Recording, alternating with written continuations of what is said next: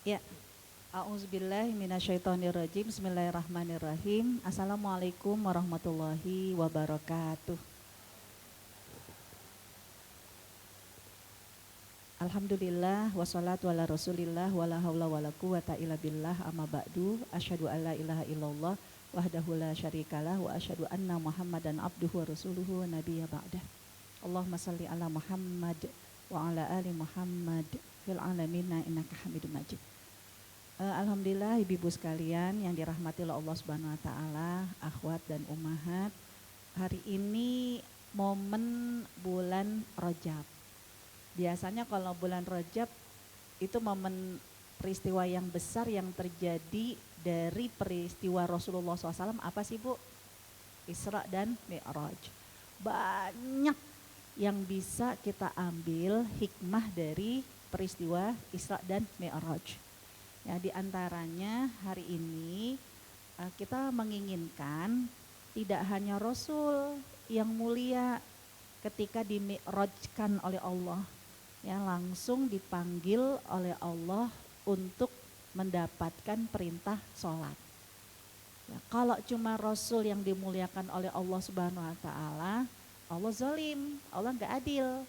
Kenapa? Karena setiap tahun kan kita diminta untuk mengingat peristiwa Isra dan Mi'raj. Masa sih yang kita cuman dapat ceritanya doang kan gitu. Kan kita juga ingin mendapatkan banyak hikmah, banyak rasa yang sama seperti dulu rasanya Rasulullah ketika di Mi'rajkan ketemu sama Allah Subhanahu wa taala. Kan gitu. Ya, enggak hanya Rasul yang dikenal ya oleh para penjuru langit. Kan kita juga kepingin ya ketika setiap peristiwa bulan Rajab, setiap Isra dan Mi'raj, para malaikat juga kepo lah ya dengan apa yang dilakukan oleh kita mengikuti warisan yang dulu diajarkan oleh Rasulullah SAW. Banyak ya, hanya hari ini ya kita fokus karena memang SK yang diturunkan oleh Allah pada saat Rasul dipertemukan oleh Allah Subhanahu wa taala kan sholat, kan begitu. Berarti paling tidak hari ini kita juga kepingin rasa sholat kita itu sama dengan rasa yang dulu dinikmati oleh Rasulullah Shallallahu Alaihi Wasallam. Sebab Tuhan yang memerintahkan Rasul untuk sholat 5 waktu sama nggak dengan Tuhan kita? Sama. Tuhan yang mengundang Rasulullah SAW ke arsy-Nya sama nggak dengan Tuhan kita? Tuhan yang kemudian disembah oleh Rasul dan para sahabat sama nggak dengan Tuhan kita? Tuhan yang akhirnya menghadirkan ketenangan, ya banyak bantuan kepada Rasul dan para sahabat sama nggak Tuhan yang menjanjikan pertolongan yang kita ingin terima ketika sholat kita? Sama. Kalau Tuhannya adalah Tuhan yang sama, Allahu Rabbul Izzati, Allah yang memiliki kemuliaan dan Allah juga yang akan mengantarkan kemuliaan kepada kita. Moga-moga hari ini nggak cuman dapur-dapur kita doang ya yang viral nama-nama kita.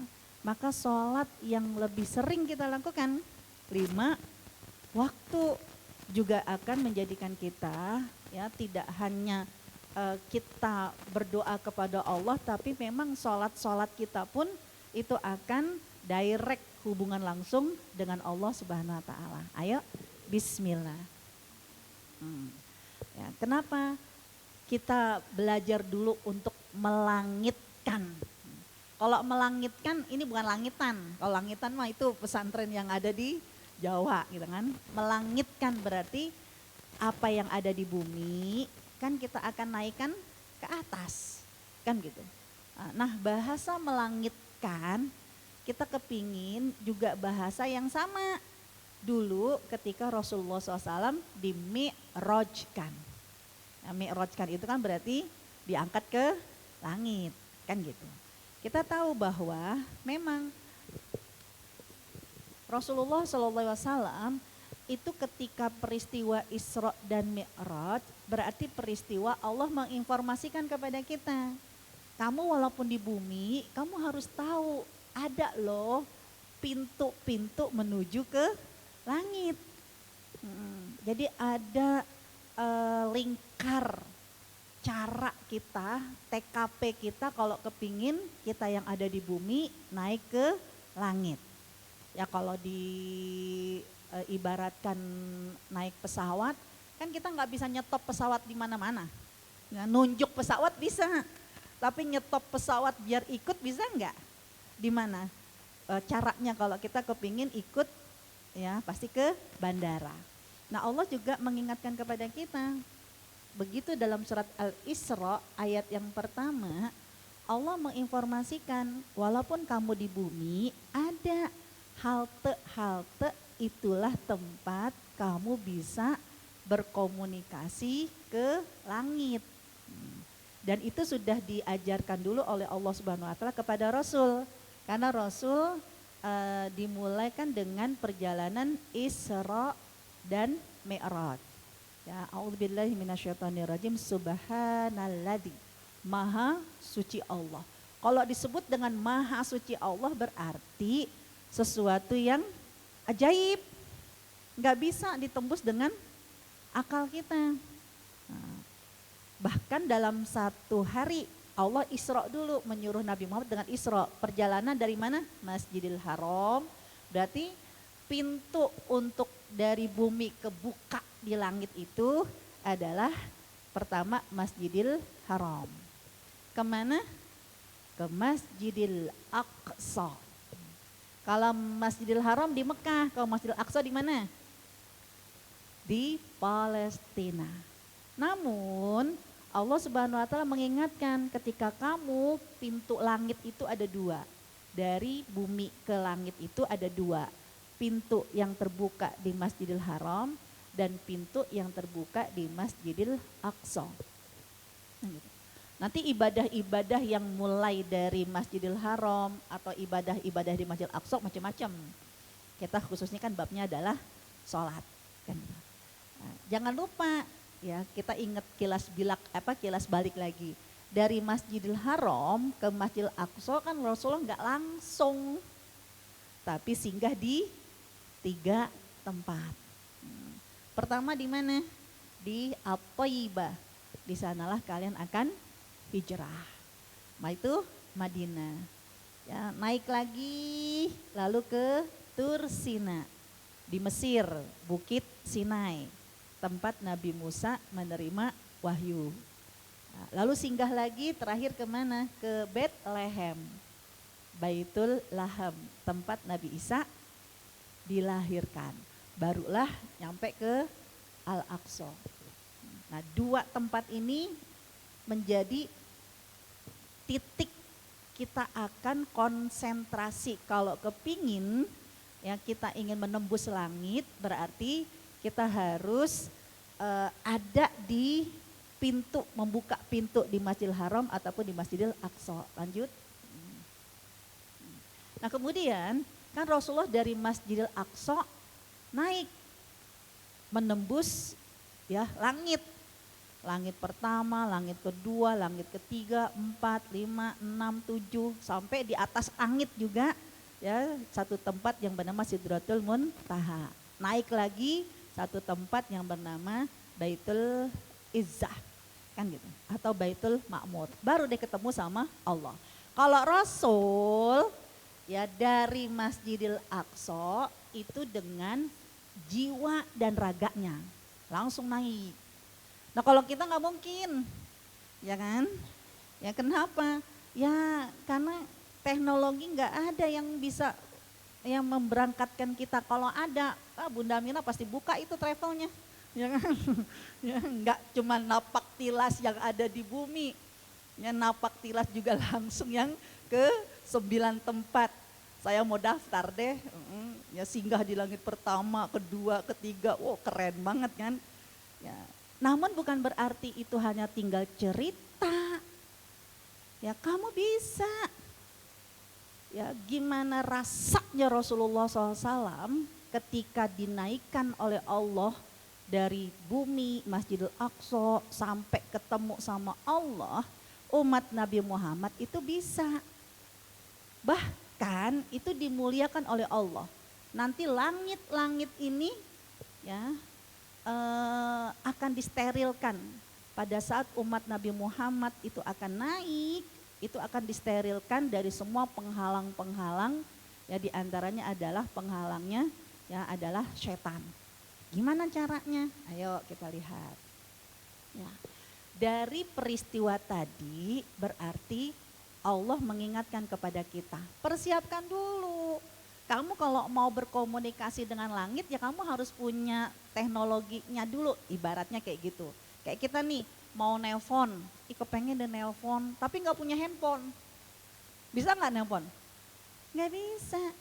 Nah berarti apa? Kita harus memiliki dulu alat yang nanti akan kita bisa berkomunikasi dengan Allah Subhanahu wa taala.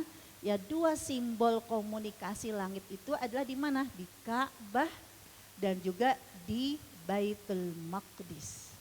Berarti ya hati kita harus memiliki dulu Ka'bah, kecintaan kepada Ka'bah dan juga kecintaan kepada Baitul Maqdis Al-Aqsa. Nggak bisa kita cuman rindunya hanya Ka'bah aja, tidak rindu dengan Baitul Maqdis. Salah satu bukti kalau kita tidak memiliki cinta dengan Baitul Maqdis, bulan Rajab ini biasanya kan dimanfaatkan untuk bulan cinta Baitul Maqdis, mengenal Baitul Maqdis, kan gitu. Dan ibu kalau ke Ka'bah, ke Masjidil Haram, wah hotel penuh ya karena kecintaan mereka, rindu mereka dengan Ka'bah. Tapi ternyata ke Al-Aqsa bukannya enggak penuh, banyak yang terhalang, apalagi kalau usianya kurang dari 45 tahun, susah itu, ya kan? Nah, artinya apa? Ya Allah, ya kita ini pincang karena banyak di antara umat Islam rindunya cuman Ka'bah aja. Minimal rindunya kita dengan Baitul Maqdis, doa dong ya kepada Allah. Ya karena Masjidil Aqsa ini susah dipakai untuk sholat orang-orang Islam. Untuk sholat aja susah.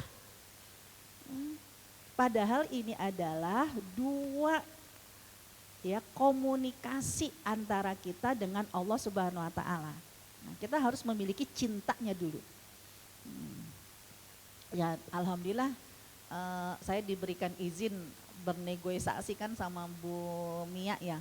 Aduh saya tanggal 27 kayaknya nggak bisa, ini saya mau raker ya kan. Dan ini kan momen Rajab, boleh nggak saya reschedule? Alhamdulillah ketemu di tanggal 6 ini.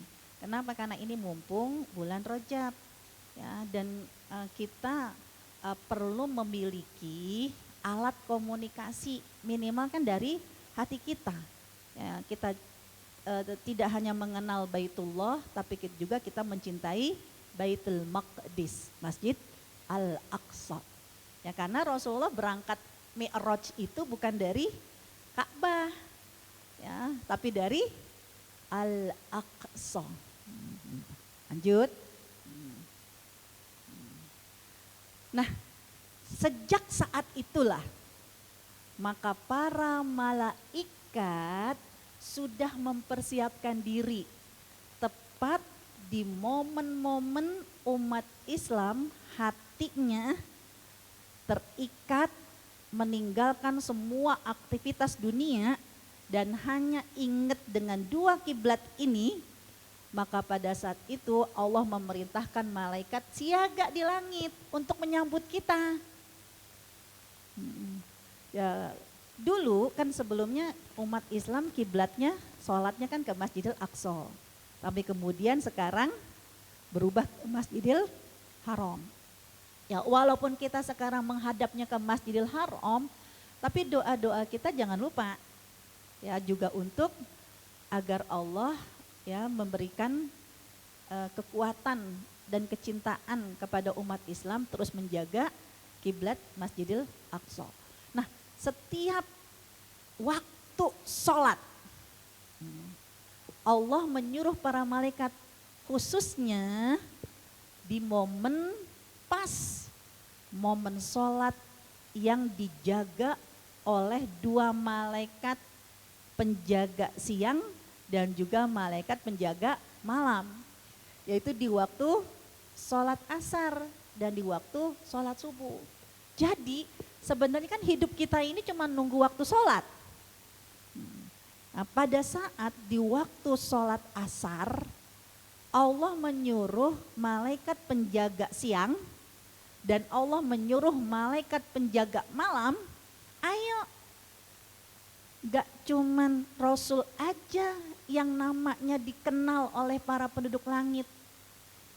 Namanya umat Rasulullah SAW di setiap waktu sholat asar dan juga di setiap waktu sholat subuh, nama-nama kita juga harus dibawa oleh para malaikat. Jadi mi'rajnya kita itu sekarang adalah nama. Sekarang begini deh Ibu, ya, Ibu pernah dengar sosok tokoh selebritis, pokoknya idola semua orang, cuman denger namanya doang. Enggak asing lah di telinga nama kita. Kira-kira Ibu cukup enggak hanya mendengar namanya doang? Pasti suatu saat kalau ya dapat undangan dia akan datang. Ya berarti kan kita akan ya berbondong-bondong untuk ketemu, ya kan? Kenapa? Karena nama besarnya ya sudah terdengar, kepingin banget ngeliat batang hidungnya kan gitu. Nah, malaikat juga demikian, makin penasaran. Karena kisahnya kan beda. Kalau Rasulullah SAW ketika berangkat naik ke langit dibawa oleh malaikat Jibril itu kan langsung diperkenalkan. Kan karena mereka pada bertanya, siapa yang kamu bawa wahai Jibril? Muhammad. Kan gitu kan? Nah, malaikat begitu Nabi Muhammad datang langsung namanya diperkenalkan dan langsung melihat batang hidungnya. Enggak penasaran lagi. Tapi sama kita, malaikat itu kepo. Kenapa? Karena kita cuma dibawa namanya doang. Dan itu para malaikat membawa nama-nama kita setiap hari. Di waktu asar dan di waktu subuh. Jadi saya ngebayangin, wah nama kita ini udah viral. Ya kenapa? Karena ya tidak hanya di dapur kan yang bulan lalu kita bahas. Setiap waktu sholat asar, di setiap waktu sholat subuh, malaikat penjaga malam dan malaikat penjaga siang memang bersiaga untuk melaporkan nama kita yang sedang sholat. Ya, jangan tanya sama saya karena ada yang nanya juga, Ustazah itu sholatnya awal waktu atau setelah berapa menit ya setelah azan? Judulnya cuman sholat asar sama sholat subuh, yang penting asar jangan ke maghriban, subuh jangan kesiangan. Mau awal waktu kek, mau mungkin kita pas asar lagi tanggung ini dan itu ya, subuh juga mungkin ya pas kita lagi ngebangunin anak dulu, ya bisa jadi 10 menit, 15 menit, kan begitu. Ya artinya apa? Jangan dipersulit lagi. Malaikat ini sudah diminta oleh Allah jaga di waktu asar. Berarti dari mulai waktu asar sampai sebelum matahari terbenam. Jangan sampai maghrib Bu. Karena antara asar sama maghrib ada waktu yang diharamkan. Saat sunset, saat terbenam itu kan gak boleh. Ada yang pernah mengamati proses matahari sunset atau matahari sunrise itu berapa menit sih? Ada nggak? Ada nggak? Sebab itu penting banget. Kalau dia 10 menit ya atau dia 15 menit, jadi mulai dari nempel sedikit sampai tenggelam. Atau kalau pas terbit begitu mulai kelihatan dikit sampai sedikit sempurna terbit. Itu berapa menit ya? 10 menit. Sebab nanti jangan sampai asarnya ya bukan ke maghriban, itu udah kacau bener. Asarnya sampai ya keterbenaman. Ya, kalau udah mulai terbenam itu haram untuk sholat. Jadi ya Allah ya Robbi, jadi ibu, ayo kalau kita kepingin malaikat-malaikat itu yang ada di langit semakin kepo sama kita, ya Allah, ini setiap asar, setiap subuh dibawa melulu namanya. Ya, kan kita kan penasaran kalau orang nyebut-nyebut namanya dia, yang mana sih orangnya? Sama malaikat juga begitu, di waktu asar dan di waktu subuh.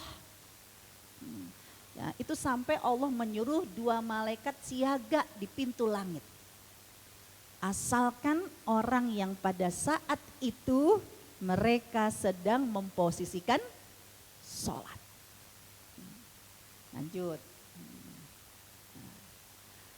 Sampai Allah juga gak cuman hanya malaikat yang menjaga untuk mengangkat nama-nama kita.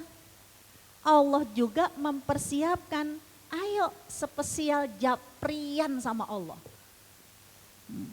Dulu Nabi Muhammad langsung ketemu ya face to face sama Allah Subhanahu wa taala. Karena itu mukjizat. Sedangkan kita diberi karomat sama Allah Subhanahu wa taala, kemuliaan. Ya, jadi karomatnya bukan keramat. Jadi karomat kalau dalam bahasa Arab itu artinya dimuliakan. Ya, kalau keramat dikeramatkan. Ya, Nabi Muhammad mendapatkan mukjizat, kita dapat karomat. Ya, dapat kemuliaan. Yaitu apa? Allah mempersiapkan waktu spesial japrian.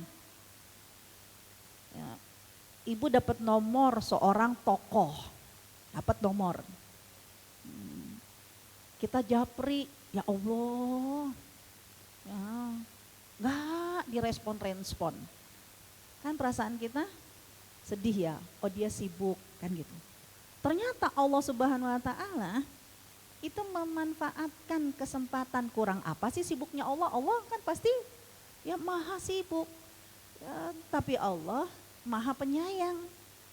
Ya, ternyata Allah memberikan waktu spesial. Kamu kalau japrian sama Allah di waktu momen spesial ini, instan langsung direspon sama Allah. Kapan itu? Ya, ketika di sepertiga malam. Dan para sahabat dan juga para salafus sholih menyebutkan sepertiga malam ini sepertiga malam terakhir. Kenapa sepertiga malam terakhir? Ya karena ibu tahu dulu surat Al-Muzammil ayat yang terakhir itu momen untuk sholat malam.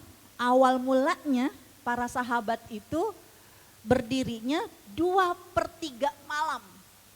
Jadi sepanjang, anggaplah Isya jam 7. Ya, 8, 9, 10, 11, 12, 1, 2, 3, 4, 5. 10 jam itu waktu malam, jam 5 subuh. Nah, para sahabat itu diminta oleh Allah japrian dengan Allah 2/3 malam. Jadi sepanjang. Dari mulai jam 7 ya mereka tidur. Ya karena jangan sampai kebablasan. Jadi 7 mereka tidur ya, dari mulai jam 7 habis Isya tidur 8, 9, 10. Jam 10 langsung bangun. Karena Allah sedang online. Ya. Mulai jam 10, 11, 12, 1, 2, 3, 4, 5 sepanjang itu sholat. Ibu kuat gak? Ya kan? Gak kuat. Tapi para sahabat dulu dipaksa oleh Allah Subhanahu wa taala untuk merasakan dulu biar kita kagak pakai nanya lagi. Yang kapan sih momennya? Nah, para sahabat dijadikan pilot proyek dulu sama Allah. Nih 2/3 malam online Allah. Kamu kalau udah Allah online ternyata sepanjang 2/3 malam itu benar-benar para sahabat memanfaatkan waktu itu. Sehari, 2 hari, seminggu, 2 minggu, sebulan, 2 bulan teler. Ya Allah, ya Allah. Akhirnya setelah itu dikurangi. Wa nisfahu. Ayat terakhir surat Al-Muzammil. Jangan. Ya, Allah tahu. Kamu taqumul lail, kamu berdiri tegak di malam hari pertama 2/3. Kemudian dikurangi jadi wa nisfahu, setengah. Udah Ba'da Isya tidur. 8, 9, 10, 11, 12. Bangun. Jam 1, 2, 3, 4, 5. Sepanjang 5 jam. Kamu japrian sama Allah. Sholat. Dari jam 12 Bu. Kuat. Bapak-bapak aja cuman kalau Piala Dunia, ya kan? Itu kan cuma 28 hari. Akhirnya apa? Para sahabat, wah memanfaatkan. Lama-lama sehari, 2 hari, seminggu, 2 minggu, sebulan, 2 bulan, kliang, ya kan? Dikurangi lagi jadi berapa? 20 tahu, sepertiga. Dari jam 7 mereka tidur, 8, 9, 10, 11, 12, 1, 2. Mulai jam 2, 3, 4, 5, ya, 2, 3, 4, 5, 3 jam mereka bangun. Kuat Bu? Kuat kalau malam terakhir, di malam-malam ganjil, di bulan Ramadan. Malam ganjil kuat, malam genap enggak. Itu umat Nabi Muhammad, akhirnya apa? Ya, wallahu yuqaddiru laila wan nahar. Allah tahu banget umat Nabi Muhammad akhir zaman itu belajar sama Profesor Antonio Syafi'i. Nah, Masya Allah, barakallah, jadi guru besar kan. Karena saya pasti lihat, Masya Allah. Ya kenapa? Karena kan yang namanya sistem ekonomi itu kita banget. Modal sekecil-kecilnya, untung sebesar-besarnya. Allah tahu banget itu. Makanya kan banyak zikir-zikirnya untuk umat Nabi Muhammad kayak gitu modalnya. Yang modal sekecil-kecilnya, untung sebesar-besarnya.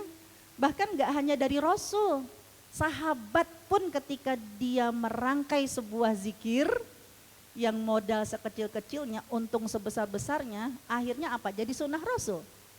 Ya, waktu ada doa yang ya Rabbana lakal hamdu kama yambagi li jalali wajhika wa azimi sultanik. Itu kan awalnya bukan dari Rasul.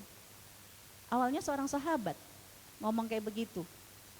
Lalu setelah selesai Rasulullah bertanya, siapa yang baca tadi? Ada diam. Ya, aduh, bid'ah nih, bid'ah. Ya orang Rasul nggak ngajarin. Tahu-tahunya dia zikir, ya Rabbana lakal hamdu kama yambagi li jalali wajhika wa azimi sultanik. Siapa yang tadi berzikir kayak begitu? Wah, bid'ah. Karena Rasul nggak pernah ngajarin. Udah diem semua. Ya, ternyata semua bid'ah yang keluar dari para sahabat belum tentu Allah dan Rasul murka. Ya, ternyata begitu Rasul bilang, ketahuilah sesungguhnya aku mendapatkan wahyu. Malaikat yang tadi mendengar doa tersebut itu sampai bingung malaikatnya. Lalu mengadu kepada Allah, ya Allah ini nyatet pahalanya bagaimana? Kenapa? Ini benar-benar ekonomis. Dia ngucapin alhamdulillah bukan 1000 kali. Kalau alhamdulillah 1000 kali, malaikat nyatet 1000 kali. Kalau emang 1000 kali, ada kalinya kan kita bebelibet. Ngakunya 1000 kali padahal cuma 997. Malaikat mah gak keder. Terus kenapa malaikat jadi bingung dengan doa ini? Karena dia alhamdulillah seberapa banyak Ibu? Alhamdulillah yang bagi li jalali wajhi. Alhamdulillah ini seluas wajahnya Allah. Semulia ya wajahnya Allah dan seluas kerajaannya Allah. Ya malaikat gak pernah ngitung berapa luas kerajaan Allah. Kalau ketahuan bentuknya persegi panjang aja berarti kan panjang kali lebar. Berapa panjangnya nggak tahu, berapa lebarnya nggak tahu. Nah ini bikin repot banget ngucapin alhamdulillah. Semulia wajahnya Allah, seluas kerajaannya Allah. Gimana cara nulisnya ya Allah? Apa kata Rasul? Maka Allah berfirman kepada malaikat tersebut, tulislah apa yang dia ucapkan. Karena hanya aku yang paling tahu dan yang paling pantas membalasnya. Juga pernah kan ketika seorang istri Rasulullah SAW ya Juwairiyah dari Rasul malam qiyamul lail, lalu subuh Rasul ke masjid sampai waktu syuruk selesai Rasulullah pulang ke rumahnya, Juwairiyah masih di atas sajadah. Wah, alim gak Bu? Alim gak? Siapa yang bilang kagak alim? Kalau perempuan zikir kayak begitu dibilang, ih kagak alim. Pasti kan alim. Ya Allah, zikirnya benar-benar bukan tidur. Zikir. Dia membaca semua yang ada dan yang melakukan zikir di atas sajadahnya. Pulang dari masjid, Rasul nggak bilang, Masya Allah istriku, ibadahnya mantap. Enggak.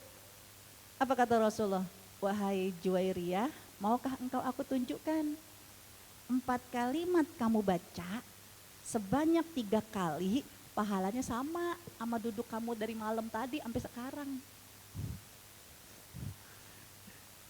Jadi ya Rasul pun menawarkan untuk para perempuan ibadahnya yang ekonomis. Karena kalau Juwairiyah ini menjadi istri teladan, dijempolin sama Rasul, wah suami-suami sama anak-anak bisa teriak gitu. Bunda, apalagi hari Senin. Ternyata alhamdulillah gitu kan. Ya Allah, ya, mau berangkat sekolah bingung ya kan. Bisa jadi kacau itu rumah. Ternyata kata Rasul, maukah engkau aku tunjukkan 4 kalimat kamu baca sebanyak 3 kali, pahalanya sama. Ya Allah, kagak ada 5 menit itu kalimat. Apa itu? Subhanallah bihamdihi adada khalqi wa ridha nafsi wa zinata arsy wa midada kalimati. Enggak ada 1 menit. Ya, dibaca 3 kali itu pahalanya sama dengan berjam-jam. Nah, luar biasa. Ternyata apa? Allah Subhanahu wa taala akhirnya apa? Tahu banget deh. Sehingga untuk japrian spesial umatnya Nabi Muhammad SAW langsung direspon sama Allah. Yaitu di sepertiga malam terakhir. Dan itu pun tidak sepanjang sepertiga malam. Ada yang mungkin ya bisanya hanya 15 menit, setengah jam, enggak apa-apa. Karena Allah online pada saat itu. Ya, untuk apa online? Ini hadis riwayat Bukhari yang tidak diragukan kesohihannya. Siapa yang berdoa maka akan aku beri. Man yada'uni fayastajib. Ya, fa'astajib. Saya akan jawab. Siapa yang meminta ampun, ya pasti Allah akan ampuni. Ya, dan siapa yang meminta dulu ya, yas'alni. Siapa yang meminta pasti akan aku berikan. Dan siapa yang minta ampun pasti akan aku ampuni. Berarti apa? Gak cuman malaikat yang nungguin nama-nama kita untuk diviralkan di langit. Allah yang dulu mengundang Nabi Muhammad. Ya, siapa sih kita ya Allah? Ya, ibadahnya kita sama Nabi Muhammad juga nggak seada seujung jari. Akhlaknya kita juga dengan akhlak Nabi Muhammad ya Allah nggak bisa dibandingkan sekedip mata. Tapi Allah Tuhannya Nabi Muhammad SAW Tuhan yang sama dengan kita. Dan Allah memberikan momen yang sama, momen spesial. Bahkan Allah yang langsung online nungguin kita. Jangan sampai pada saat Allah online, kitanya yang kehabisan data. Ya, kan gitu kan, yang kehabisan data, akhirnya nggak bisa komunikasi. Atau handphonenya dinonaktifkan. Ya Allah, padahal apa pintu langit itu lagi terbuka buat kita. Kemudian kita lihat lagi. Dulu sebelum Nabi Muhammad SAW diundang oleh Allah dan malaikat Jibril menurunkan Al-Quran dari langit ke bumi, dulu yang namanya setan berkeliaran di langit. Google Map-nya setan itu mah bisa menembus keliling langit. Petanya setan itu bisa. Kenapa? Karena ketika dia diusir dari surga, kan dia ya melanglang buana di langit. Dari mulai Nabi Adam, Idris, Nuh, Hud, Soleh sampai suatu hari mereka di sini setan, ini saya potong. Dan ini hadis riwayat Bukhari. Berarti tidak diragukan kesohihannya. Mereka para setan-setan kaget. Kenapa ya? Biasanya kita dari mulai zaman Nabi Adam sampai sebelum peristiwa ini nih ya, sebelum peristiwa ini mereka tuh bolak-balik ke langit tuh gampang banget. Tapi suatu hari mereka mentok, pintu langit dimanapun tuh ditutup. Bahkan malaikat-malaikat yang udah CS-an sama mereka, kan dulu kan malaikat sama iblis kan diciptakan oleh Allah dari zat yang sama, yaitu dari cahaya. Ya, kalau ibu lihat ketika Allah berfirman kan pada saat Allah menciptakan usjudu li adama fasajadu illa iblis. Ketika Allah berfirman kepada malaikat kan sujudlah kamu kepada Nabi Adam, semua sujud illa iblis kecuali iblis. Karena banyak yang nanya sama saya, Ustazah berarti malaikat iblis ini malaikat yang murtad.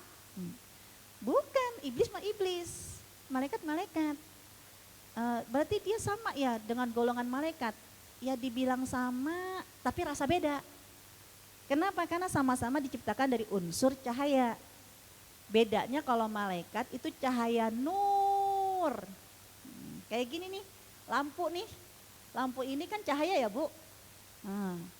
Tapi ketika kita nyalain lampu sebanyak ini, seterang benderang ini, kita kebakar nggak? Enggak, tapi cahaya yang menerangi. Sedangkan iblis itu dari cahaya nar, api. Coba nih di masjid ini, di sini api, di sini api, di sini api, sini api, sini api, sini api. Terang nggak? Terang. Tapi kebakar nggak kita? Panas nggak? Nah itu, padahal sama-sama cahaya. Jadi dibilang sama ya dari cahaya. Tapi beda rasa. Kalau malaikat itu cahaya nur, semakin besar, semakin bercahaya, semakin memberikan manfaat. Tapi kalau iblis cahaya nar, sedikit aja kita kepanasan, apalagi banyak. Nah, akhirnya apa? Mereka kaget. Selama ini mereka nggak pernah ya bersahabatlah sama malaikat. Malaikat cuma tahu dia diusir ya dari surga doang. Loh kok tiba-tiba suatu hari boro-boro pintu langit terbuka. Malaikat-malaikatnya sadis bener.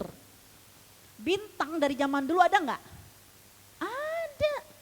Tapi kenapa kok suatu hari bintang-bintang ini dipakai sama malaikat untuk nimpukin setan?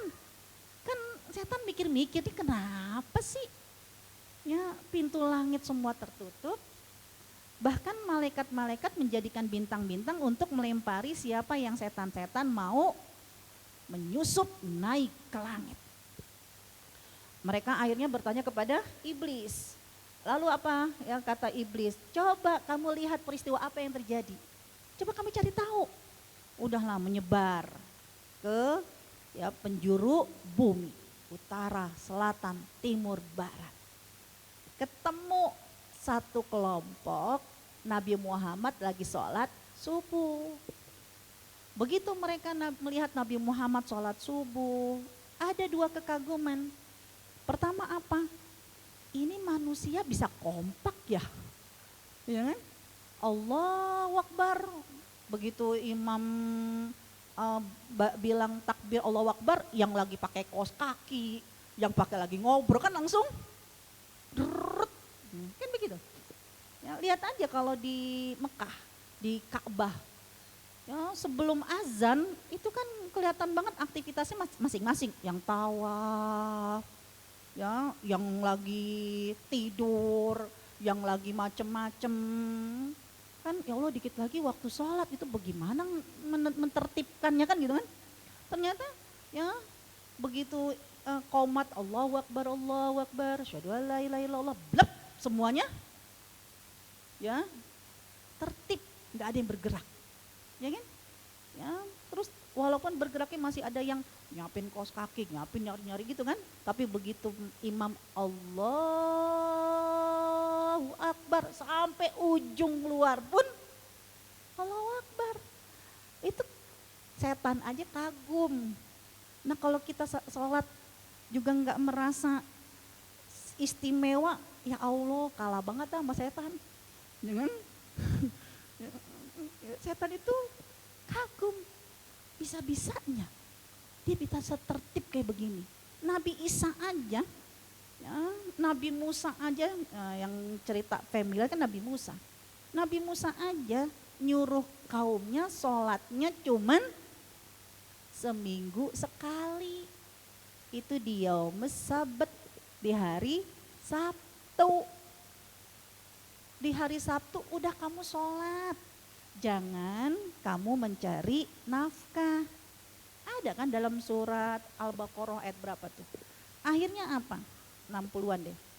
Ternyata ada di surat Al-Baqarah ada, di surat Al-A'raf juga ada. Akhirnya ternyata begitu di hari Sabtu Allah uji. Ya, di ayat 65. 66. Itu kalau surat Al-Baqarah, Al-Araf juga ada. Allah uji. Di setiap hari Sabtu di pinggiran lautan itu ikannya ngelewein banget deh. Gitu kan. Jadi kalau setiap hari Sabtu ikannya banyak banget. Ya kan? Ya karena kan memang mau diuji. Makanya kita tadi diuji inget ini emang dari dulu. Enggak cuma setan sih yang nguji kita. Karena Allah pun ingin ya menguji kita, kan gitu. Itu ikannya tuh banyak banget. Nabi Musa bilang udah. Ya yang penting hari Sabtu kamu sholat. Ngeyel mereka. Sampai apa yang terjadi? Nih, alhamdulillah kita umatnya Nabi Muhammad, bukan umatnya Nabi Musa. Karena kalau umatnya Nabi Musa yang kagak sholat, langsung berubah. Jadi apa? Kera. Jadi yang ada bukan kera jadi manusia. Itu mah cuma Darwin. Ya kera jadi manusia. Yang ada di Al-Quran adalah manusia jadi kera. Itulah umatnya Nabi Musa, kunu kirodatan khasiin. Jadi kera beneran. Orang pernah juga orang Yahudi itu gimana mereka nggak percaya sama Nabi Muhammad? Karena pernah suatu kali ya di masa mereka, nenek moyang mereka cerita turun-temurun itu satu kampung hilang penduduknya. Yang tersisa hanyalah tikus-tikus yang ada di kota itu. Mereka nyari mana kok cuma tikus-tikus doang. Baru dalam hadisnya Rasulullah SAW ya, itu menceritakan kalau kampung yang hilang di zaman itu Allah kutuk menjadi tikus-tikus tanah. Jadi itu saudara-saudara mereka. Makanya ada film tikus bisa ngomong. Gitu kan. Ya, kalau kita mah ya kucing itu menjadi teman kita kan gitu kan. Ya, tikus tetap menjadi musuh kita. Sampai Imam Sufyan Ats-Tsauri dia akan menyadari saya punya dosa. Ketika apa? Ketika di rumahnya ada tikus. Jadi ketika rumahnya masuk tikus, dia akan sensitif. Ya Allah, ada tikus di rumahku. Bukan gara-gara kamu, bukan. Tapi bisa jadi ada salah. Ya karena umatnya Nabi Musa dikutuk sama Allah jadi tikus. Akhirnya begitu mereka melihat Nabi Muhammad sholat, ini dia keajaiban yang pertama. Hebat umat Nabi Muhammad. Mereka punya hati yang lemah lembut, mau diatur sama manusia. Ketika ada iman.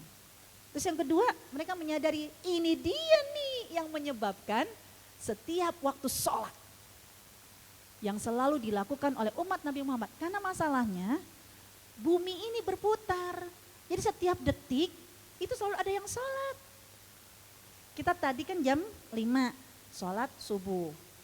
Ya, bisa jadi 4 jam kemudian ada yang sholat subuh di belahan yang lain. Ya kan artinya semua berputar. Jadi azan itu berkumandang saut-sautan. Dan ini dia setiap umat manusia sholat ya menghadap Allah ya, menghadap ke Ka'bah, karena Ka'bah ini kan tadi menjadi pintu langitnya. Ya, ketika kita sholat maka pada saat itu pintu langit terbuka dan setan-setan gak diberi kesempatan untuk menaikinya. Karena sudah steril hanya untuk umatnya Nabi Muhammad. Lanjut. Nah, kalau Allah Subhanahu wa taala sudah mempersilahkan momen, langitkan nama kamu. Langitkan japrian kamu sama Allah. Please dong, jangan kamu tutup pintu langit. Allah cuma menutup pintu langit itu 2 hari. Dan di waktu ya, di waktu kapan? Yaitu di waktu sore. Jadi Allah cuma menyuruh kita sepanjang waktu pintu langit terbuka. Tapi ada momen pintu langit itu tertutup sore di hari Senin dan hari Kamis hanya untuk orang yang tidak mau membuka pintunya. Jadi tertutupnya hanya untuk orang yang memang rugi. Siapa itu? Rasulullah bersabda, ini hadis riwayat Ahmad. Musnad Imam Ahmad salah satu dari 9 kitab hadis yang musannada, yang dijadikan referensi. Dalam hadis riwayat Ahmad, Musnad Imam Ahmad bin Hambal, ya, anna Rasulullah sallallahu alaihi wasallam qala, Rasulullah bersabda, ya tuftahu abwabus sama, ya tuftahu abwabus sama, pintu langit, pintu-pintu langit itu dibuka yaumul isnain, hari ini. Ya, pintu langit itu ya akan dibuka ya, artinya on off-nya. On off, terbuka dan tertutupnya. Kalau terbuka tadi kan setiap ya. Hanya Allah mengingatkan jangan sampai kamu nanti akan tertutup pintu langit itu hanya 2 orang ya. Yaitu siapa? Yang mereka ya sedang mensekutukan Allah, syirik, atau yang bermusuhan. Jadi pintu langit kalau kita lihat dari efek dominonya, maksudnya hadis ini jangan sampai di hari Senin dan Kamis itu pintu langit tertutup untuk kita, padahal pada saat semua momen pintu langit terbuka hanya gara-gara satu, kita mensekutukan Allah, atau yang kedua kita bermusuhan. Sampai Allah memberikan kesempatan dulu, tunggu. Kenapa sampai sore hari? Tunggu. Mungkin pagi dia lagi kurang tidur malam, makanya lagi kesel-kesel. Ya kan? Mungkin kan ada yang mau puasa anak-anaknya hari ini. Sedangkan kita juga mau ngaji. Kan gitu kan? Dan hari Senin, hari riwuh. Ya kan? Jadi itu tadi ya Allah gak bermaksud nyakitin sih. Tapi emang mulut kita. Ya kan? Astagfirullahaladzim, ini udah dimasakin semua nih. Gitu kan? Ini mama mau ngaji nih. Ngaji tuh sama Bunda Mirna tuh jam 8.30. Kan gitu kan? Kalau berangkatnya kan gitu kan?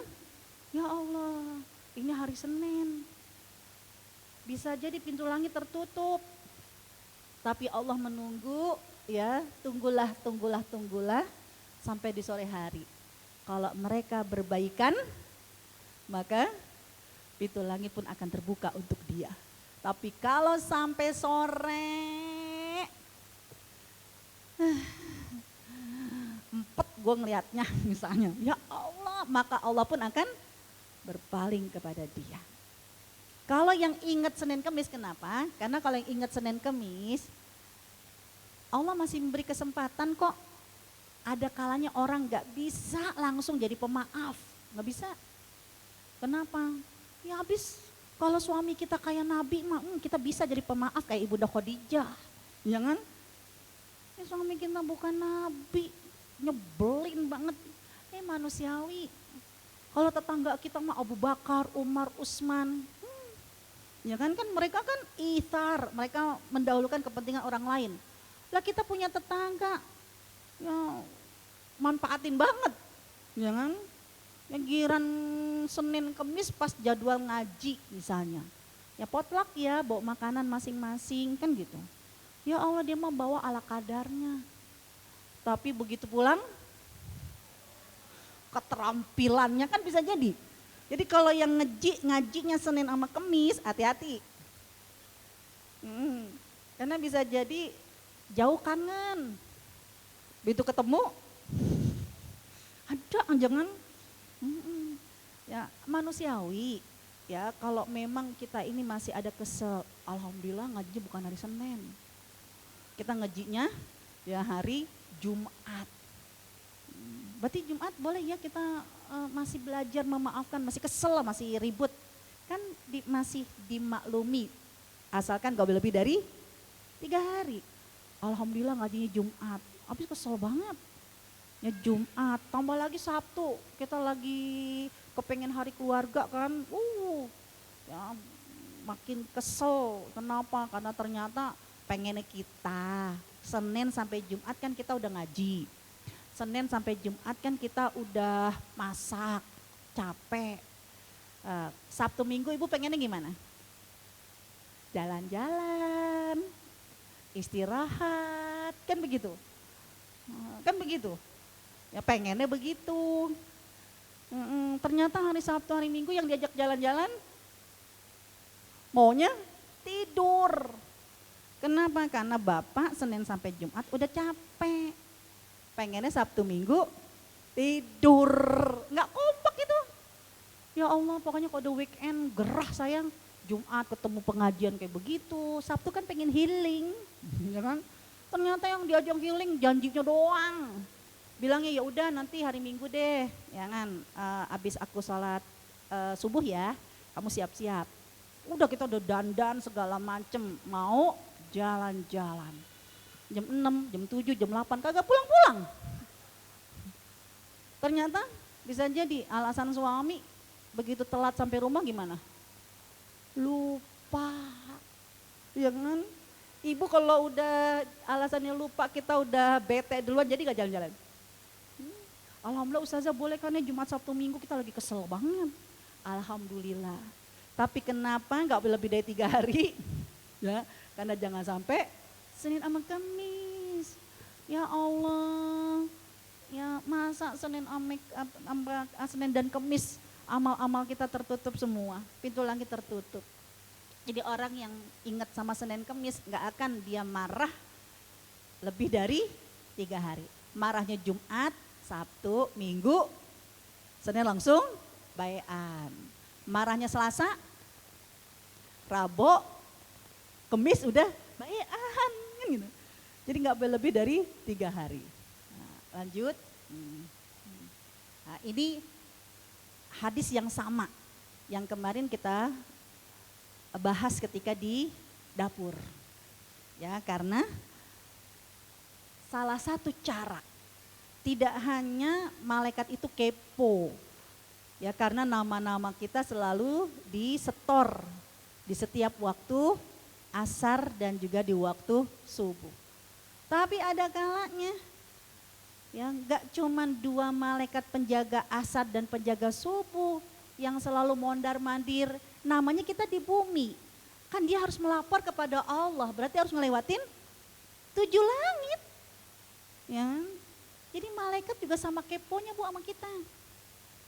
Ya, ketika memang nama-nama orang yang baik itu selalu dilewati dari pintu-pintu yang mereka jaga. Apalagi ketika yang menyebutkan nama kita bukan malaikat penjaga asar dan penjaga subuh. Tapi siapa yang menyebutkan nama kita? Malaikat Jibril. ingat nih hadis yang kemarin. Innal abda, ketika seorang hamba layal tamisu, dalam melakukan segala sesuatu. Sholat juga begitu. Sebab orang munafik sholat gak bu? Sholat. Tapi orang munafik kagak bakalan namanya dibawa oleh malaikat Jibril. Kenapa? Karena dia sholat biar dibilang alim. Ya, biar dibilang soleh.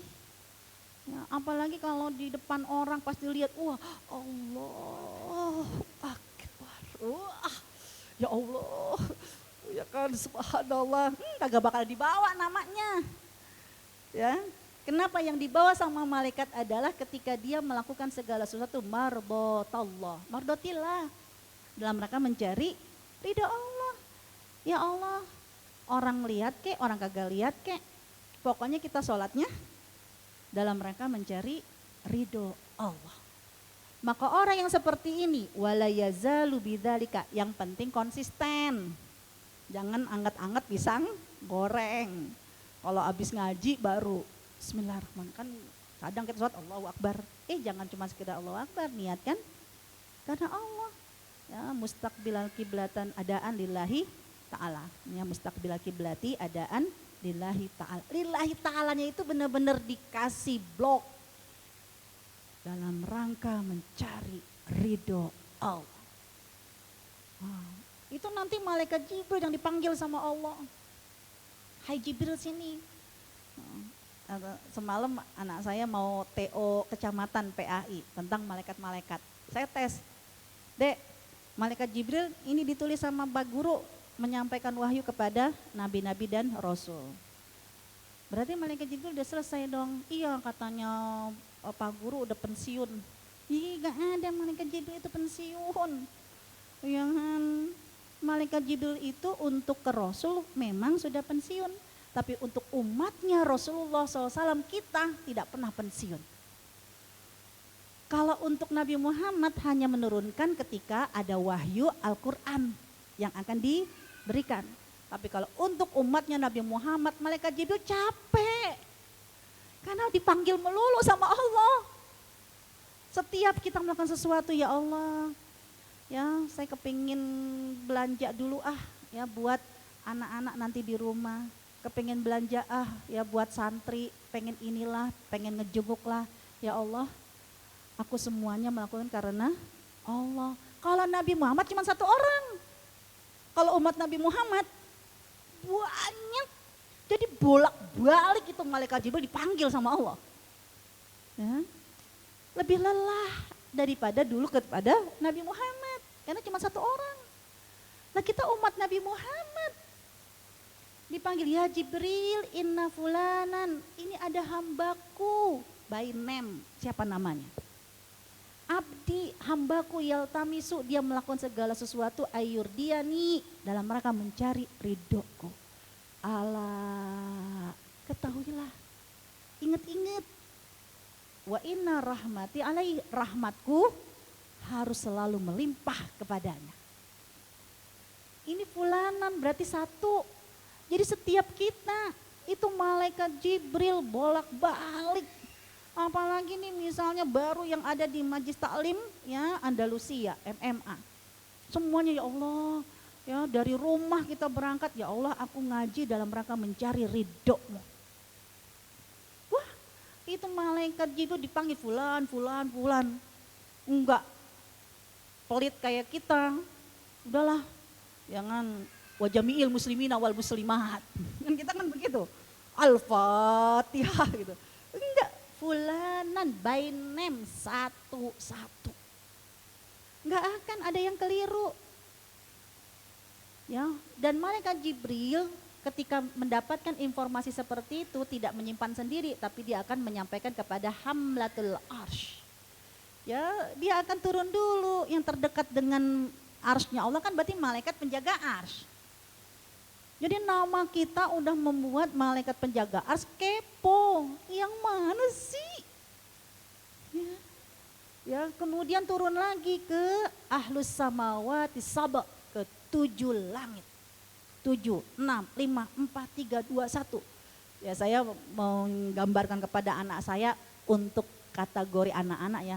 Tuh lihat deh, Jadi malaikat Jibril capek banget dong, Bi. Capek.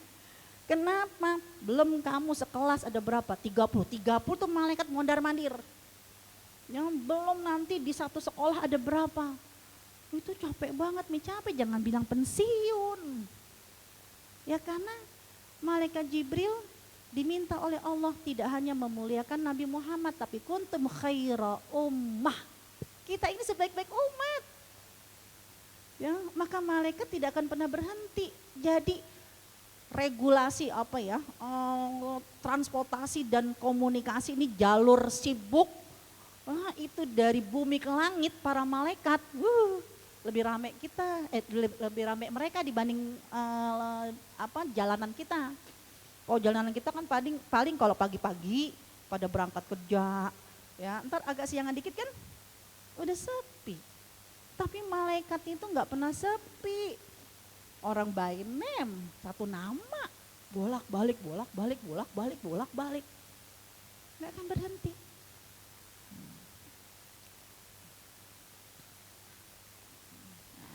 Nah, sampai nanti penasarannya mereka, ini terjemahannya nih, hadis riwayat Ahmad. Penasarannya mereka sampai apa? Akhirnya apa? Mereka pun akan turun ke bumi. Karena kepo, yang mana sih orangnya? Maka tahbitu ilal ard. Mereka ingin melihat yang mana sih umat Nabi Muhammad. Dia nggak pernah ketemu sama Nabi Muhammad. Tapi ternyata namanya terus disebut-sebut oleh malaikat Jibril di sepanjang hari. Nah, kalau memang langit itu sudah terbuka untuk kita, bahkan pos-pos malaikat, momen-momen spesial itu sudah disiapkan oleh Allah Subhanahu wa taala, dan jangan kita tutup di hari Senin Kemis hanya gara-gara suka ribut, enggak cepet-cepet. I'm sorry.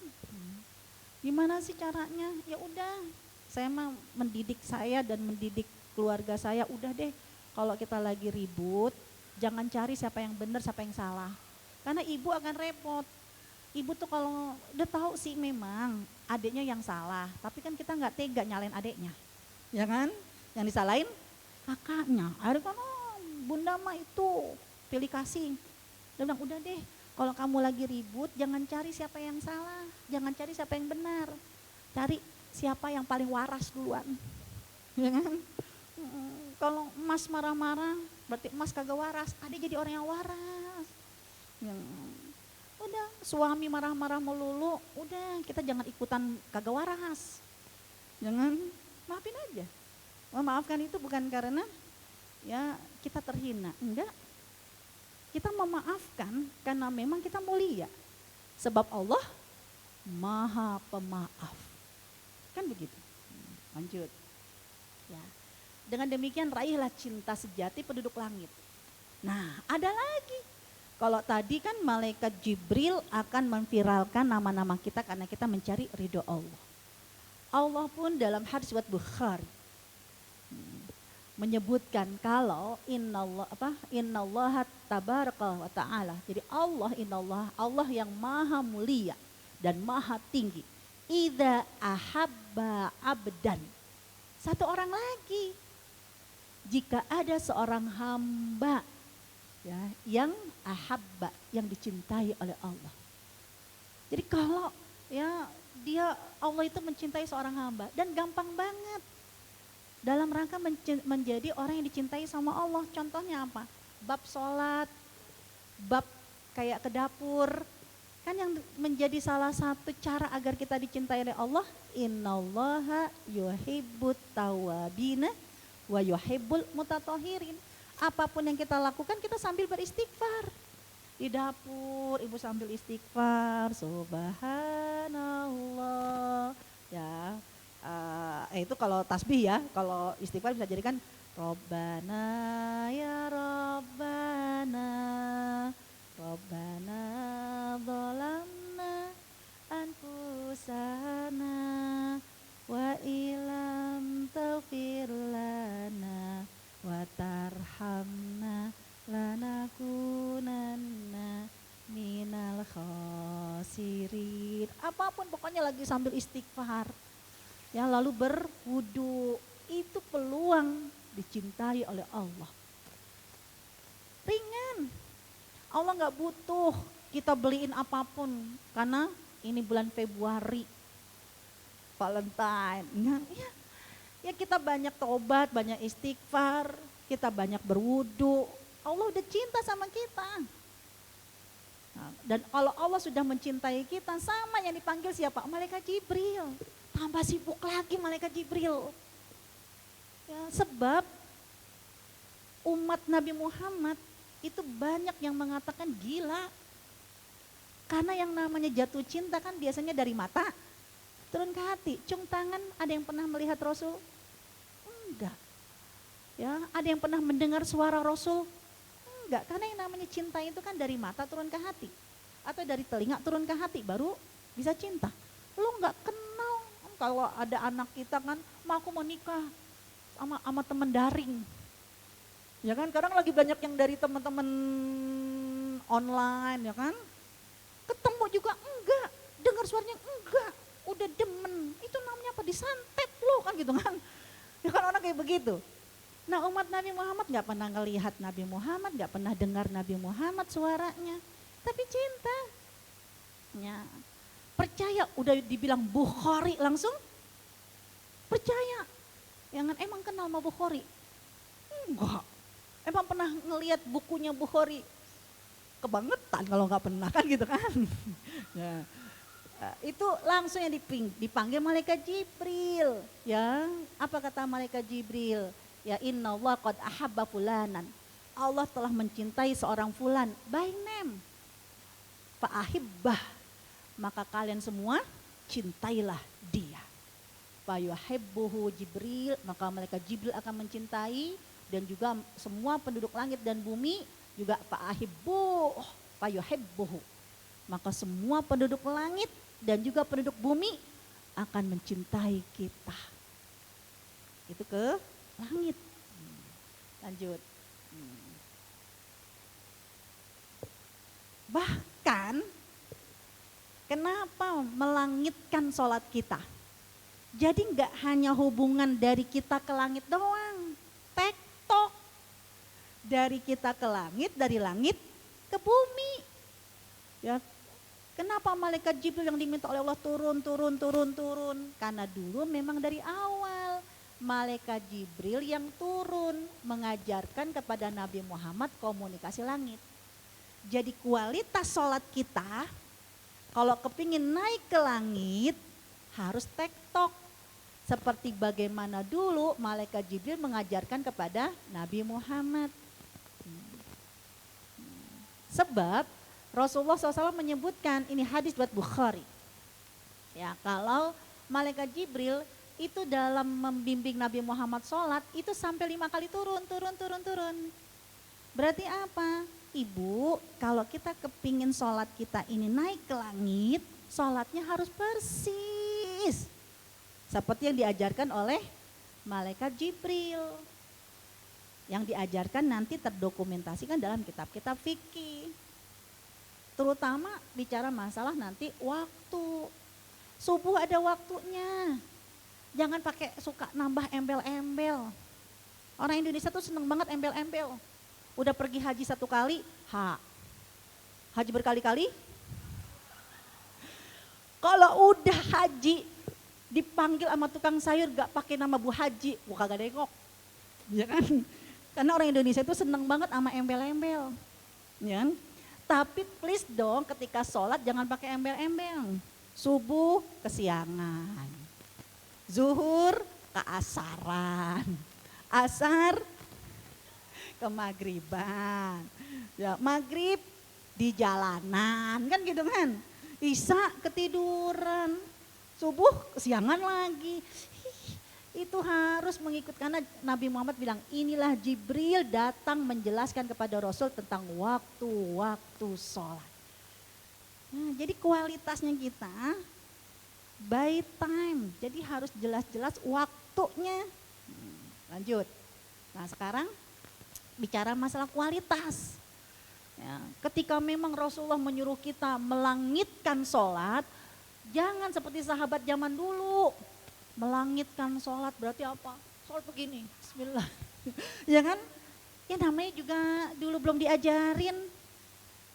Maksudnya kamu melangitkan sholat, bahwa Allah ada menembus pintu langit, malaikat juga menembus pintu langit. Bukan akhirnya kamu mengarahkan pandangan ke langit. Udah nggak boleh. Ya, justru kita harus ya menundukkan. Ya, jadi harus tunduk. Boleh nggak merem lagi sholat? Nggak boleh.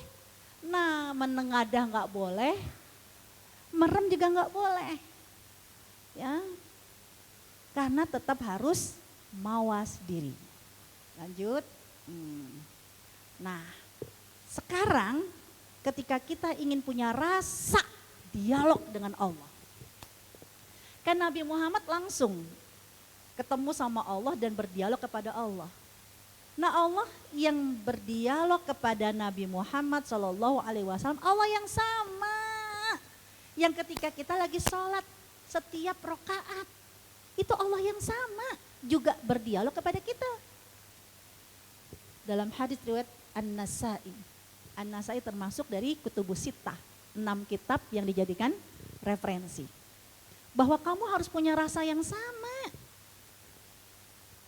Kamu ketika membaca surat Al-Fatihah, itu Allah tuh langsung ngejawab japrian kamu. Jadi setiap kita sholat, mau sholat wajib kek, mau sholat sunnah kek, Al-Fatihah hukumnya rukun, gak boleh ditinggalkan. Kenapa? Karena Al-Fatihah ini kita lagi japrian langsung sama Allah. Karena Allah langsung menjawab. Ya, apa kata Rasulullah SAW? Ya, ketika seorang hamba membaca surat Al-Fatihah, Bismillahirrahmanirrahim, lalu Alhamdulillahi Rabbil Alamin, langsung Allah menjawab, Hamidani abdi, hambaku sedang memujiku. Tuh, langsung dijawab sama Allah. Lalu ketika kita membaca Ar-Rahmanir-Rahim, semua disuruh diam. Kenapa? Asna alaya abdi, hambaku sedang memuja aku. Semua penduduk langit diam. Ketika ada bacaan penduduk bumi yang lemah, yang kecil, kita. Lalu ketika kita membaca Maliki Yaumiddin,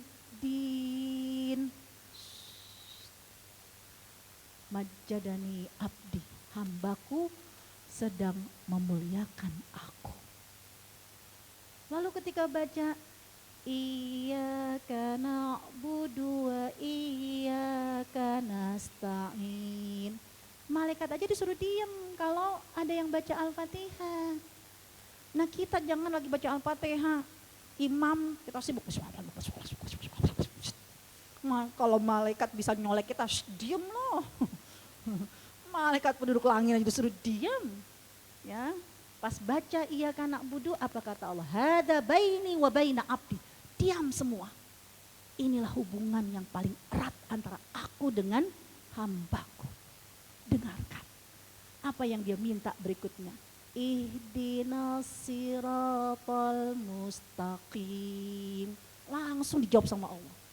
Dan biar Allah itu sedang menjawab secara langsung, manusia itu merasakan, difirmankan oleh Allah dalam surat An-Nisa ayat ke-68.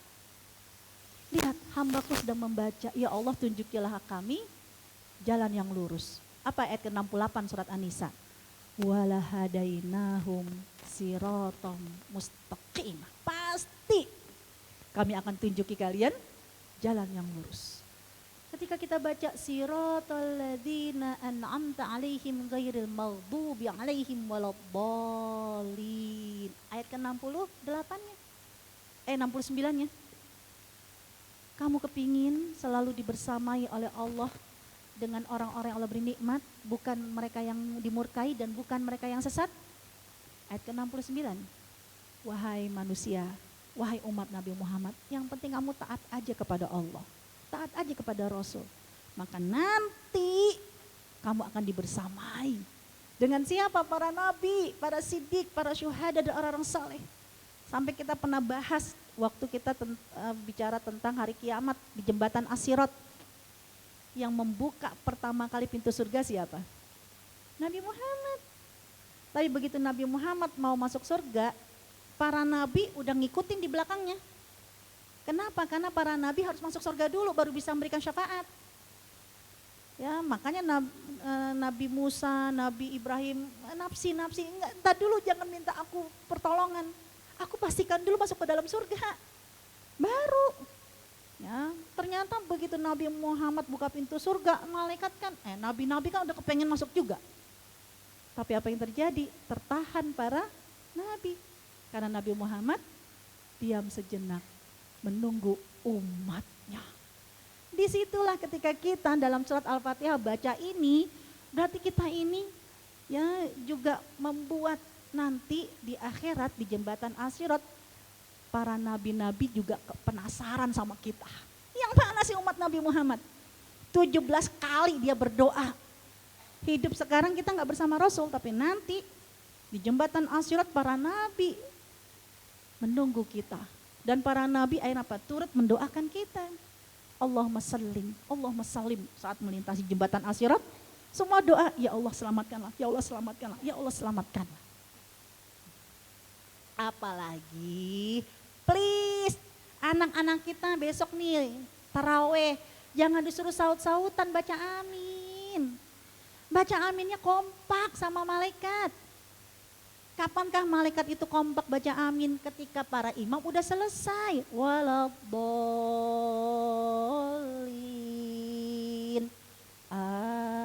Amin. Bareng. Karena siapa nih dalam hadis riwayat Bukhari? Siapa yang membaca amin, maka malaikat yang ada di langit juga akan membaca amin. Ya Allah, itu kalau sholat berjamaah, mau sirriyah, mau jahriyah, semua akan menunggu aminnya imam.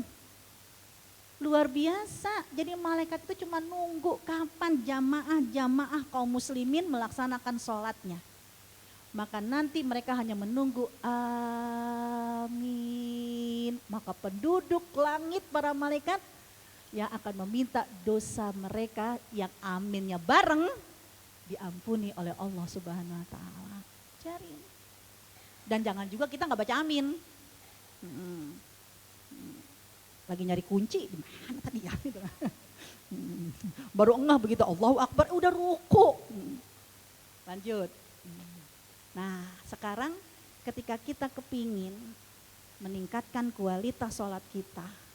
Nah, kalau tadi kan baru melangitkan agar benar-benar kita merasa benar-benar itu mi'raj ketemu langsung sama Allah rasanya kita. Nah, ngefek atau tidak ngefeknya kualitas sholat kita dalam surat Al-Mu'minun. Surat yang ke-23. Kamu gak cuman melangitkan doang, itu mah baru berkomunikasi. Tapi pada hakikatnya sholat kamu harus jadi tiket kamu masuk ke surga Firdaus.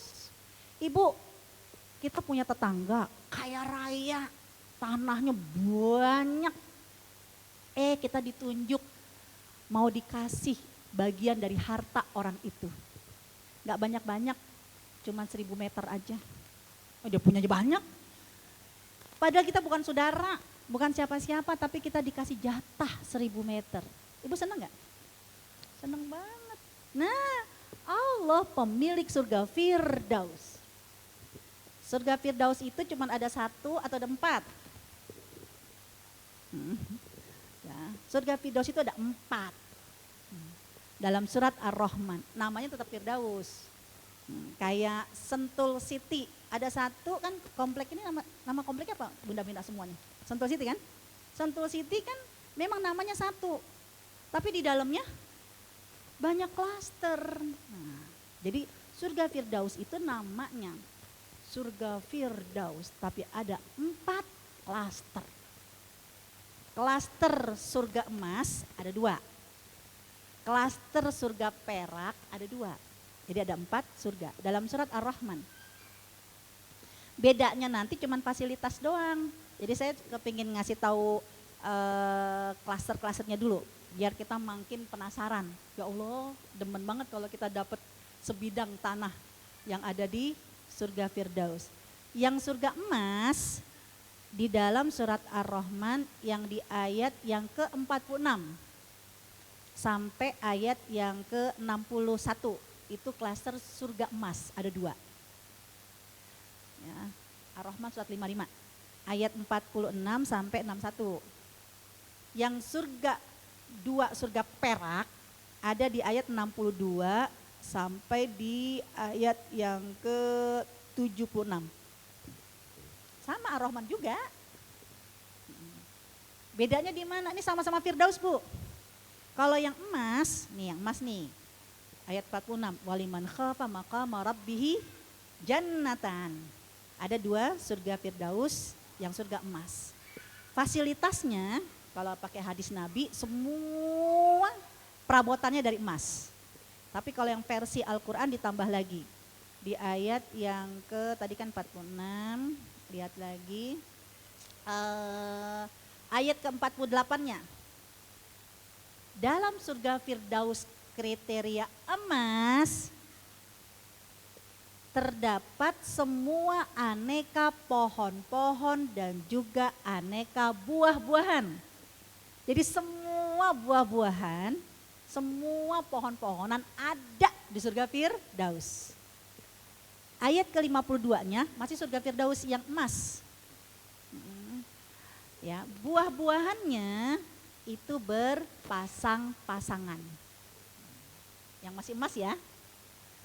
Kemudian di ayat ke-54-nya, saat kita ingin menikmati buah-buahan yang di surga Firdaus emas, gak usah pakai manjat, gak usah pakai galah. Kenapa?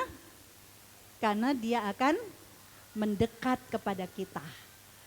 Bahkan duduknya kita di ayat ke-54 dipermadani. Permadaninya dibuat dari apa, Bu?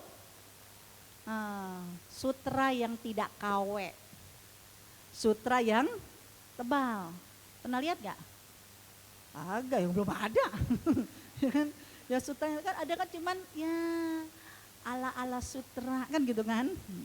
Cuman mereknya doang, ya sutra gitu kan. Itu kalau yang klaster emas. Pelayannya adalah bidadari. Bidadarinya seperti apa? Bidadarinya di ayat yang ke-58. Ya, mereka seperti permata, yakut, dan marjan.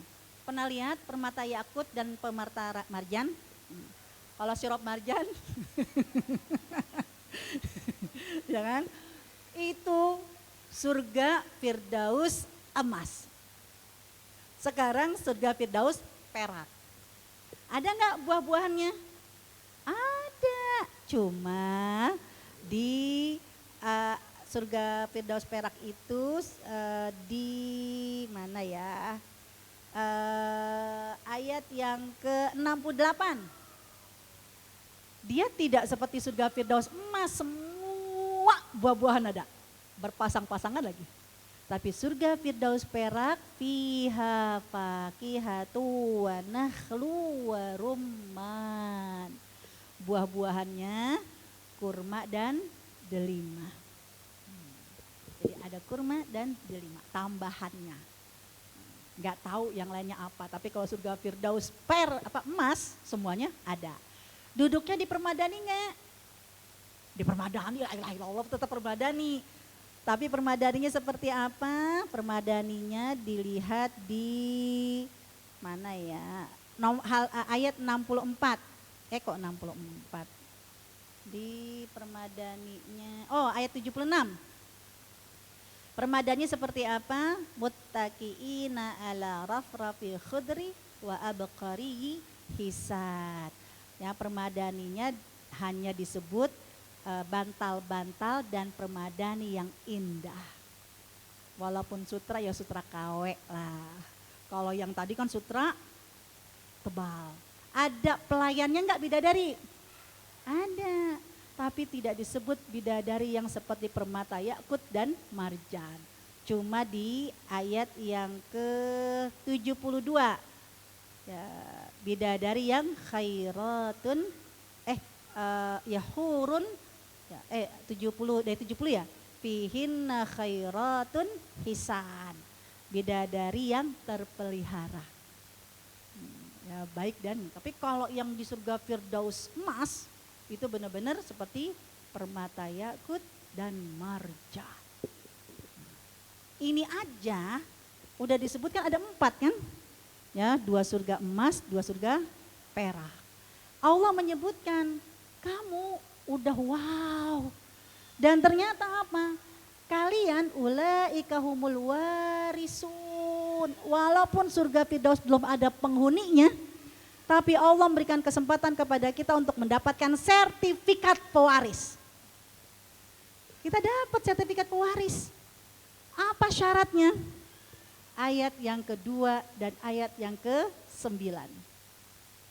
Yaitu alladzina hum fi sholatihim khasyi'un. Sholatnya khusyuk. Yang ke-9, walladzina hum ala sholawatihim yuhafidun. Enggak cuma satu sholat, tapi semua sholat-sholat dijaga. Ketemu nih, sholat khusyuk. Ya Allah.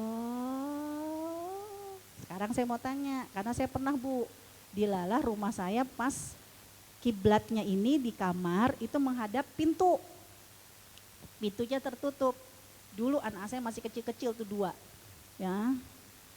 Dia mungkin kejar-kejaran, berantem, buka pintu kenceng, membuat kita kaget. Duduk di bawah, Allah Mi, aku capek banget Mi, Mas begini Mi. Kita pasti kan namanya juga di bawah, kita ngeliat kan. Ya, Mi, aku mau minum air dingin cukup boleh ya Mi? Mi, boleh gak ya Mi? Kita airnya. Udah kan? Apa kata dia? Ini Umi lagi sholat nengok-nengok aku. Umi kagak khusyuk. Saya bilang begini, ya Allah. Katanya penghuni surga Firdaus syaratnya sholatnya khusyuk. Anak sendiri bilang ibunya sholatnya gak khusyuk. Saya langsung mikir, ya Allah gimana saya jadi penghuni surga Firdaus? 1. Tapi saya gak mau disalahin. Ya Allah itu kan salah anak saya. Ya kan? Sebenarnya kayak apa sih khusyuk? Ibu, Rasulullah ketika mau masuk kamar, Ibunda Aisyah lagi sholat. Ternyata Ibunda Aisyah membukakan pintu untuk Rasul. Sholat bukain pintu, saya cuma ngangguk doang. Sholat Ibunda Aisyah bukain pintu. Ibunda Aisyah berarti sholatnya khusyuk gak? Berani bilang Ibunda Aisyah bukan penghuni surga Firdaus. Ibu, Imam Masjidil Haram ketika sholat tarawih itu kan nangis. Nangis, orang lagi sholat nangis-nangis. Khusyuk gak? Ada di Masjidil Haram, orang itu ya kan membuka mushaf. Orang lagi sholat buka mushaf, khusyuk gak? Gendong anak, khusyuk gak? Benar. Kan gitu kan? Gara-gara itu ibu, makanya saya jadi cari tahu, makna khusyuk. Kayak apa sih khusyuk itu? Khusyuk berarti lihat, khusyuk itu pada saat sholat dan juga pasca sholat. Ini ada 2. Orang yang lagi khusyuk sholat yang khusyuk itu ketika sholat, lihat kaidah fikih. Nah yaitu apa? Kan orang yang tidak khusyuk berarti sholatnya sah nggak? Kalau kita sebut orang yang sholatnya nggak khusyuk, ya sah nggak? Sekarang begini, saya ganti. Ibu, ada seorang ibu gendong anak, jangan? Ya Allah, gendong anak kan orang lagi sholat kan boleh gendong anak. Tapi dia namanya juga orang Sunda. Ya kan, gendong anaknya, iya kana budu wa iya kana stain. Tambah lagi anaknya mungkin nggak mau, Sunda maunya yang lagi ngerap ya. Iya kan budu, wah iya kan nasta'in, kan anak-anak seneng tuh, ya kan. Ibu ngelihat ada orang kayak begitu, sholatnya khusyuk gak tuh? Lagi pegang, lagi sholat, bunyi handphone kan, dia matiin. Lagi sholat begitu, khusyuk gak tuh? Kalau yang model-model kayak begitu, sholatnya sah gak? Jadi, sholat yang khusyuk atau tidak khusyuk, bukan perasaan kita, tapi harus mengikuti kaidah fikih. Apa itu kaidah fikih? Berarti barometer orang yang sholatnya sah atau orang yang sholatnya batal tergantung dia memenuhi rukun, syarat, ataupun dia melakukan yang membatalkan atau tidak yang membatalkan sholat. Ternyata para ulama sudah menyebutkan yang namanya sholat masih boleh bergerak selain gerakan sholat. Yang penting gak boleh lebih dari 3 kali, itu patokannya. Nah sekarang Ibunda Aisyah membukakan pintu untuk Rasul. Cukup bergerak kurang dari 3 kali atau harus beraktivitas lebih dari 3 kali? Pasti kurang dari 3 kali. Kenapa? Karena kamarnya Ibunda Aisyah itu sempit. Jadi begitu Rasulullah mau masuk cukup dengan menggerakkan tangannya. Kamarnya ibu berapa meter?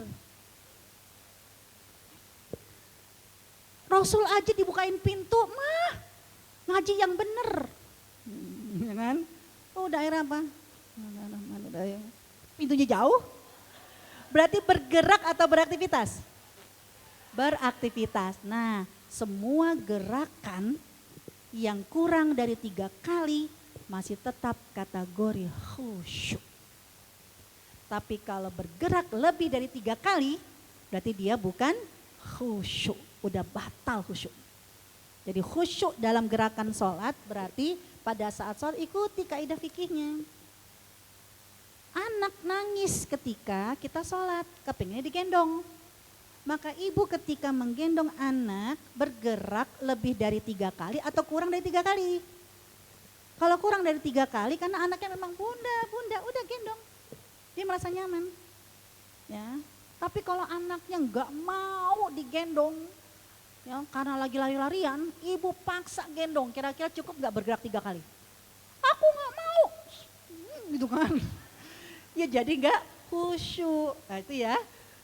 Jadi khusyuk dalam sholat ya itu adalah ketika kita khosyian, tunduk. Ya, lihat. Karena di sini saya memberikan salah satu contoh itu gunung. Gunung itu disebut dengan khusyuk adalah gunung yang tunduk. Ya berarti ketika kita tunduk, tetap ruku dan sujud atau kita ikuti fikih sholat itu tetap khusyuk. Menutup handphone khusyuk atau tidak khusyuk tergantung kurang dari 3 gerakan atau lebih dari 3 gerakan. Nah kalau saya mau matikan handphone ketika sholat nggak bisa khusyuk. Kenapa? Karena pinnya ada 6. Tuh gak 4 6. Berarti tidak khusyuk. Nah lebih penting lagi adalah yang namanya orang khusyuk harus pasca sholat. Lihat, jadi komunikasi dari Allah itu nggak hanya pada saat kita sholat. Kamu masih kategori sholat penghuni surga Firdaus. Karena kan tadi penghuni surga Firdaus sholatnya khusyuk. Apakah mampu kita khusyuk atau tidak khusyuk pasca sholatnya? Lihat, kayak apa orang yang penghuni surga Firdaus kualitas sholatnya? Ketika dia sholatnya ini mampu mencegah dia dari perbuatan fahsya wal munkar. Menyakiti Allah, perbuatan maksiat, atau menyakiti manusia dengan perbuatan yang tidak baik. Abis sholat, lihat, kalau abis sholat ternyata mulutnya, pokoknya kalau dia jadi imam, kita demen. Enak bacaannya. Tapi kalau udah selesai salam, segera jauh-jauh sama dia. Kenapa? Ada aja yang diomong, yang mulutnya, hati-hati. Jadi kalau orang yang seperti itu, gak mungkin. Kita punya tetangga, alimnya kalau lagi sholat doang. Tapi kalau pas pulang dari masjid atau berangkat bareng, mulutnya nyakitin. Kira-kira kita mau gak bertetangga lagi sama dia di surga Firdaus? Dia kagak mau, masa di dunia sabar, di akhirat sabar lagi. Itulah ciri penghuni surga Firdaus, kualitas sholatnya khusyuk. Karena setelah sholat dia tidak akan pernah menyakiti Allah. Dan tidak pernah menyakiti manusia. Gak cukup itu, tinggal dikit lagi. Orang yang khusyuk, khasyiin, ciri penghuni surga Firdaus, kualitas sholatnya gak hanya cuma 5 waktu. Tapi bagaimana ketika dia punya masalah, ketika dia butuh pertolongan Allah, maka dia akan tunjukkan kelasnya sebagai penghuni surga Firdaus. Seperti apa kelasnya? Wasta'inu bis-sabri was-sholah. Dia akan minta pertolongan kepada Allah dengan sabar dan sholat. Orang yang punya masalah lalu dia sholat. Orang yang lagi sedih lalu dia sholat, itu menunjukkan kelasnya dia. Ya. Mengadu kepada Allah. Berat, wa innaha lakabiratun, karena itu berat, kecuali khasyiin, orang yang khusyuk. Cium tangan yang gak punya masalah, pasti punya masalah. Berarti apa? Allah memberikan kita masalah karena Allah mempersiapkan sertifikat Firdaus buat kita. Ya, ketika kita sholat. Lanjut. Ada lagi. Ya. Ketika kita sudah mengkualitaskan sholat kita ke langit, maka Rasulullah SAW menyuruh kita untuk mengkualitaskan sholat kita di bumi dengan cara berilmu. Tadi berilmu. Ya, jadi harus tahu ilmu khusyuk, bukan kata orang doang. Ilmu khusyuk itu gak sekedar Allahu Akbar, gak inget apa-apa. Ya namanya juga manusia. Umar bin Khattab aja, ya Rasulullah aku bisa menyusun strategi perang kalau aku udah sholat. Dia lagi sholat baru bisa. Artinya itu manusiawi. Ya. Yang penting apa? Jangan sampai kamu berpikiran macam-macam lalu kamu lupa. Ini udah rakaat keberapa ya? Nah, akhirnya apa? Umar bin Khattab kan diminta sama Rasulullah SAW, begitupun para sahabat, kalau kamu memang seperti itu maka sholatlah berjamaah. Karena berjamaah itu jeleknya atau kurangnya imam sekalipun tidak pernah mengurangi kualitas jamaah kita. Tapi kalau kita sudah sholatnya dengan ilmu, tahu rukunnya, tahu syaratnya, tahu segala macam, maka enggak hanya penduduk langit yang kepo dengan kita. Dalam hadis riwayat Ibnu Majah, salah satu dari 6 kitab hadis. Ya Allah. Siapa yang pernah ketemu sama ikan hiu? Ada berapakah jumlah ikan hiu di dasar laut? Jangan nanya lagi kayak anak saya, hiu martil, hiu. Jangan. Pokoknya ada berapa ikan hiu? Enggak ada. Dan kita tidak pernah mengenal ikan hiu. Tapi ikan hiu akan selalu mendoakan kita. Kapan? Ketika Rasulullah bersabda, sesungguhnya ya akan memintakan ampun untuk orang-orang yang berilmu. Jadi sholatnya kita ya karena kita belajar sekarang agar kita punya ilmu, sehingga sholat kita nggak cuma gerakan, ya puasa kita nggak cuma gerakan, kita memang kepengen berilmu. Kalau ada orang yang seperti itu maka yang memintakan ampun tidak hanya makhluk yang ada di langit, makhluk yang ada di bumi, bahkan ikan hiu di dasar laut juga memintakan ampun untuk kita. Kalau sudah seperti ini, Masya Allah, bismillah. Nama-nama kita tidak hanya viral di langit, ikan hiu pun tak perlu bertemu sama kita. Tapi ikan hiu akan memintakan ampun buat kita. Wallahu a'lam bishawab.